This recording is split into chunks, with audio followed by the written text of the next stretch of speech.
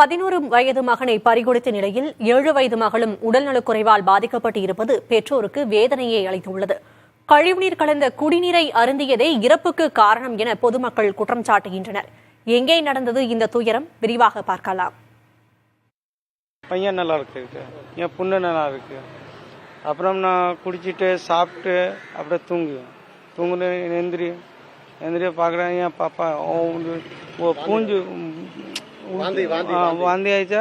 ஒரு கொச்சிலி கல்லே போட்டு ஒரு பூச்சி நான் பூச்சி ஒன்று பார்த்தேன். சரி நான் கடையில் சொல்லிட்டு அவனோட ஒரு மாத்திரை வாங்கிட்டு அவனுக்கு கொடுத்தான். சரி ஆகாதா.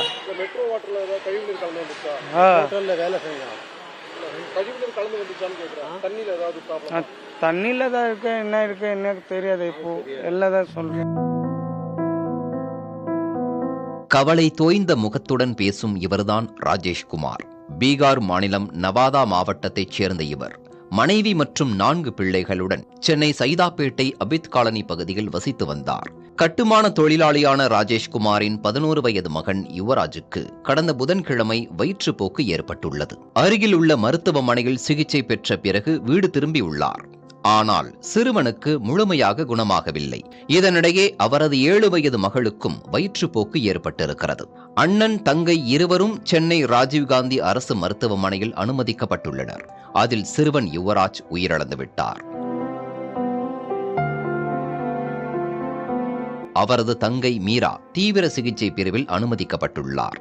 இந்நிலையில் குடிநீருடன் கழிவுநீர் கலந்து வருவதே சிறுவனின் உயிரிழப்பிற்கு காரணம் என அபித் காலனி பகுதியைச் சேர்ந்தவர்கள் குற்றம் சாட்டுகின்றனர். பல நாட்களாக குடிநீரில் துர்நாற்றம் வீசி வருவதாகவும் அதனை பருகிய பலருக்கும் உடல்நல கோளாறு ஏற்பட்டுள்ளதாகவும் அப்பகுதி மக்கள் தெரிவிக்கின்றனர். 2 மாசமா இருக்கு சார். தண்ணி காலைல 8 மணி வரலாம் அடிச்சா நல்லா இருக்குங்க. 8 மணிக்கு மேலே அடிச்சா காபா நாத்தம் வந்துடுது. அதை யாரும் யூஸ் பண்ண முடியல. அதே போல தான் இன்னைக்கு இருக்குது. இன்னைக்கு காலைல கூட பிடிச்சா அவங்கள்ட்ட காட்டணும். அவங்களும் மோந்து பார்த்தாங்க. மோந்து பார்க்கும்போது இந்த வாழை இருந்ததுங்க. அதுக்கப்புறம் தான் ஒவ்வொரு வீடாக செக் பண்ணாங்க. ஒரு வாரமாக இதே தான் ஃபால்ட்டு. கார்பரேஷன் வாட்டர் ரெண்டுமே லிங்க் ஆகி வீட்டில் வர வாட்டர்லாம் ஃபுல்லாகவே டேனேஜ் கனெக்ஷன் வாசம் தான். கேட்டால் இதோ பண்ணுற மோட்டர் போட்டால் அவுட்ரு போயிடும், தண்ணி சரியா பண்ணும் வர மாதிரி தெரியல. நிறைய பேருக்கு வயிற்றுப்போக்கு, வாமிட்டிங் இதெல்லாம் வந்து ஒரு 10 நாளாக இருந்துட்டு இருக்கு. எங்கள் வீட்லேயும் இந்த மாதிரி தான். சம்பு இருக்கு, இந்த கார்பரேஷன் வாட்டர் உள்ள ஸ்டோரேஜ் டேங்கில் வந்து ஒரு 10 நாளைக்கு முன்னாடி தான் நாங்கள் க்ளீன் பண்ணோம். ரெகுலராக ஒரு மாதத்துக்கு ஒரு தடவை க்ளீன் பண்ணுவோம். அது மாதிரி க்ளீன் பண்ணிட்டு மறுநாளைக்கு பைப்பை திறந்து விடும்போது தண்ணி வந்து ஒரு மஞ்சள் கலராக இருந்தது. சந்தேகம் ஆச்சு. ஒரு ஸ்மெல்லும் வர ஆரம்பிச்சிச்சு. அப்போது டேங்கை திறந்து பார்த்தாச்சுன்னா ஒரு நுரவ தள்ளின மாதிரி இருந்துச்சு. அப்புறம் இந்த உள்ள சம்பு டேங்க் பார்த்தீங்கன்னா ஒரு மாதிரி மஞ்சள் கலரில் பெயிண்ட் அடிச்ச மாதிரி இருந்துச்சு சார். அதை பார்த்தோன்னா உடனே நாங்கள் கார்பரேஷன் கம்ப்ளைண்ட் பண்ணோம் ஆன்லைனில். ஒரு 2 நாள் பொறுத்து வந்து பார்த்தாங்க, நடவடிக்கை எடுக்கிறேங்கன்னு சொன்னாங்க. இதுவரைக்கும் ப்ராப்ளம் சால்வ் ஆகலைங்க. இதனிடையே நிகழ்விடத்திற்கு சென்ற உணவு பாதுகாப்புத்துறை அதிகாரி சதீஷ் அப்பகுதியில் ஆய்வு மேற்கொண்டார். அங்கிருந்து குடிநீர் மாதிரி சேகரிக்கப்பட்டு கிண்டி ஆய்வகத்திற்கு அனுப்பி வைக்கப்பட்டது.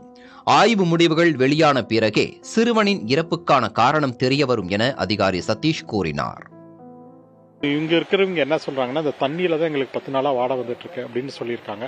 ஸோ மெட்ரோ வாட்டர் பீப்புளும் அவங்க நேரத்துலேருந்து இதே வேலையாக அவங்க பண்ணிட்டு இருக்காங்க.